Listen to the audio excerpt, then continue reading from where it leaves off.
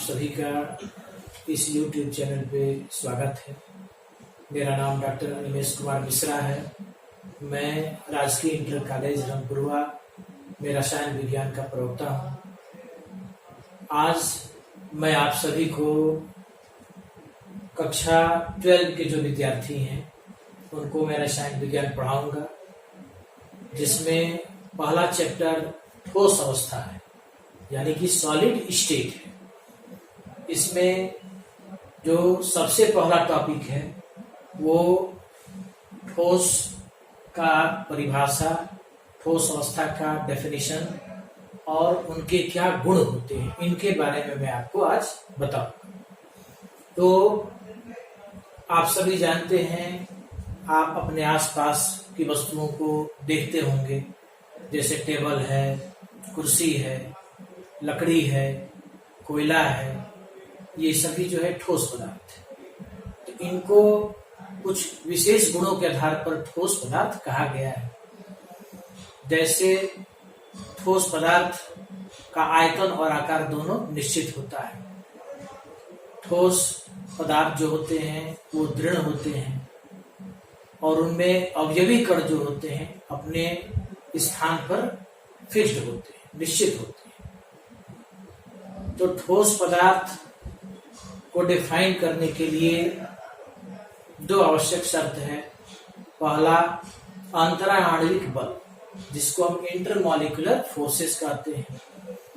अंतराणविक बल जो होता है, यह बल अवयवी कणों के बीच उनको बांधे रखने का कार्य करता है। और सॉलिड में अंतराणविक बल सबसे अधिक होता है, इसलिए ठोस के अवयवी कण एक दूसरे के समीप होते हैं और ये अवयवी कण परमाणु, आयन या अणु भी हो सकते हैं। ठोस पदार्थ में यही वजह है कि गैस और द्रव की अपेक्षा विसरण सबसे कम होता है। ठोस पदार्थ के जो अवयवी कण होते हैं वो अपने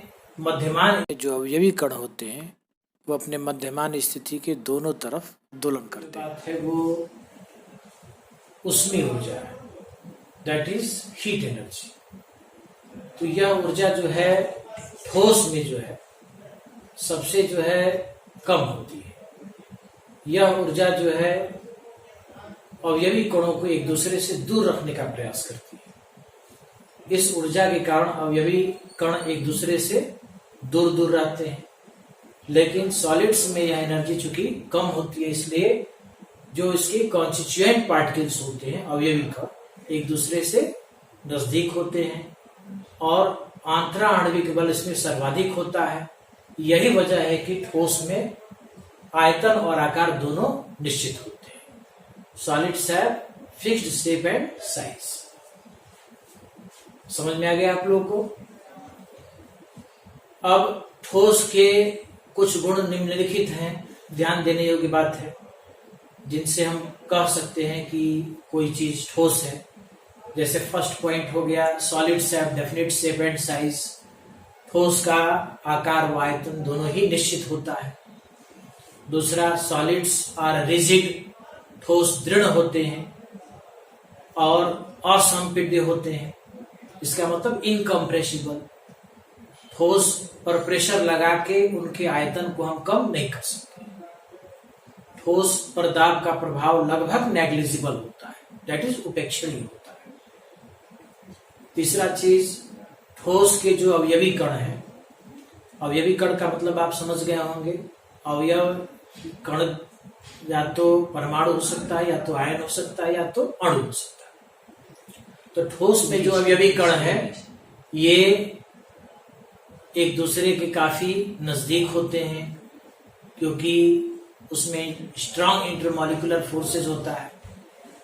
यही वजह है कि ठोस दृढ़ होता है और उसका आकार, आयतन दोनों ही निश्चित होता है।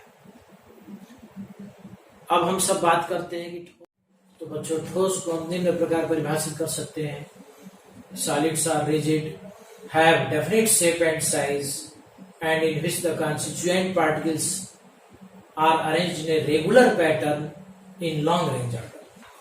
इसको हिंदी में हम कह सकते हैं कि ठोस वह पदार्थ है या वास्तविक ठोस वह पदार्थ है जिसमें उसके अवयवी कण जो है एक निश्चित क्रम में सजे होते हैं और जिसमें दीर्घ परास व्यवस्था होती है और वे दृढ़ होते हैं तथा उनका आयतन और आकार दोनों निश्चित होता है। ये शॉर्ट में इसका डेफिनेशन हो गया। अब अगर हम अवयवी कणों के क्रम के आधार पर ठोस को विभाजित करें कि क्या उनका ऑर्डर होता है, किस प्रकार से वो अरेंज होते हैं, इस आधार पर अगर विभाजित करें ऑफ टू टाइप्स।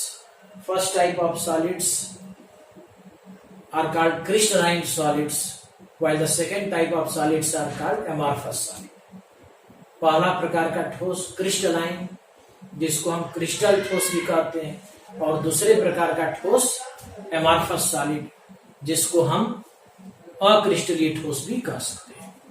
तो ये क्रम के आधार पर विभाजन हो गया। तो सबसे पहले बच्चों जो पहला प्रकार है क्रिस्टलाइन सॉलिड का, तो क्रिस्टलाइन सॉलिड में उसके जो अवयव होते हैं यानी कि परमाणु, आयन अथवा अणु, वो एक निश्चित क्रम में सजे होते हैं। जैसा कि आप देख रहे हैं निश्चित क्रम में सजे होते हैं। उनमें उसके अवयवी कणों की व्यवस्था तीनों विमाओं में एक नियमित होती है और क्रिस्टल जालक में लॉन्ग रेंज ऑर्डर पाया जाता है यानी दीर्घ परासी व्यवस्था।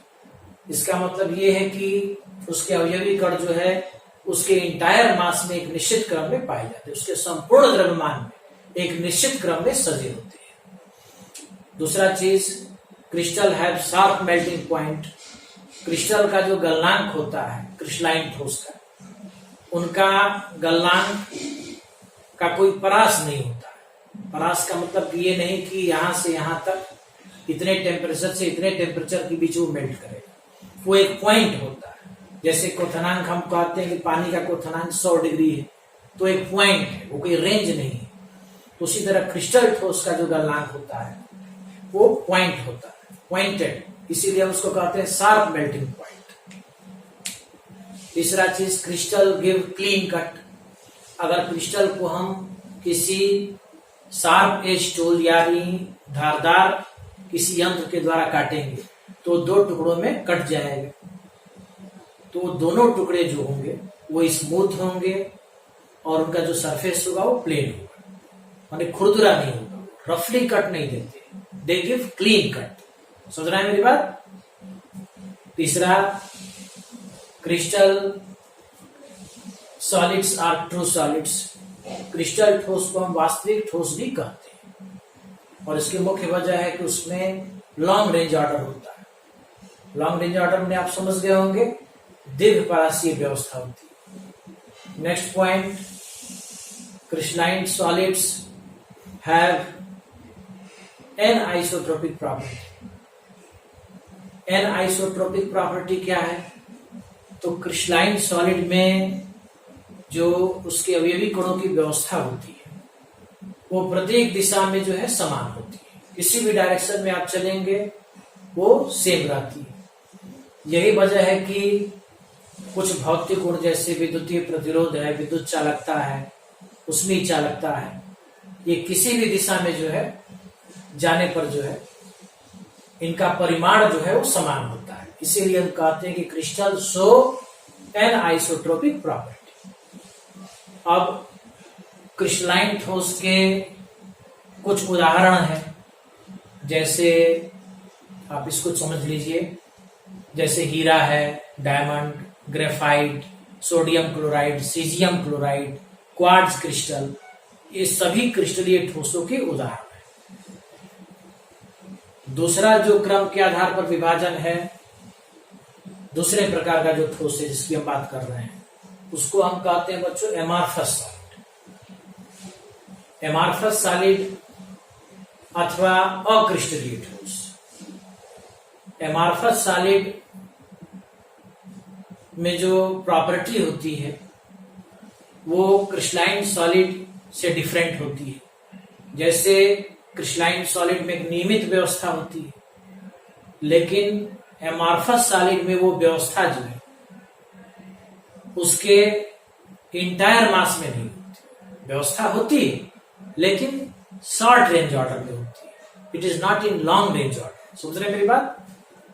इन crystalline solid the arrangement of constituents are not in long range order, they are only in short range order. बहुत कम क्षेत्र में ही नियमितता पाई जाती है। दूसरा, crystalline solids have no sharp melting point. उनका कोई मेल्टिंग पॉइंट शार्प नहीं होता, कोई पॉइंट नहीं होता है। They melt over a range of temperature. एक रेंज होता है टेम्परेचर का जिसपे वो मेल्ट करते हैं। Next point, when they cut into two pieces with sharp edge tool, they do not have plane and smooth surfaces. अगर उनको काटा जाए किसी धारदार जो है यंत्र की सहायता से, तो दो टुकड़े जो होंगे उसके, उनके सतह जो है स्मूथ चिकने नहीं होंगे, रफ होंगे, खुरदुरे होंगे। Next point, they are pseudo solids. Amorphous solid जो होते हैं वो असत्य ठोस है, वो वास्तविक ठोस नहीं होते। Next point, amorphous solid show isotropic property. Isotropic property का मतलब है कि चूंकि उनमें अवयवी कणों की एक निश्चित व्यवस्था नहीं होती, वो रैंडमली व्यवस्थित होते, अनियमित रूप से व्यवस्थित होते। फिगर देखेंगे तो स्पष्ट हो जाएगा। तो इस आधार पर हम कह सकते हैं कि जो उनके कुछ भौतिक गुण है, जैसे विद्युतीय चालकता है, विद्युतीय प्रतिरोध है, उष्मीय चालकता है, ये अलग अलग दिशाओं में इनका परिणाम अलग अलग होता है। इसीलिए हम कहते हैं कि एमॉर्फस ठोस में जो है आइसोट्रोपिक गुण जो है पाया जाता है। तो इतना सब कुछ जानकर आप लोग इसको बढ़िया से पढ़ लीजिए, और नोट्स मैंने जो है आपके जो ग्रुप मैंने बनाया है आप लोग का, उस पे मैंने अपलोड कर दिया है। आज के लिए बस इतना ही। फिर आपको जो है कल जो है मैं क्रिस्टलीय और क्रिस्टलीय ठोस में जो क्या विशेष अंतर होते हैं उनको मैं बताऊंगा, और आगे कल जो है आपको और भी जानकारी दी जाएगी।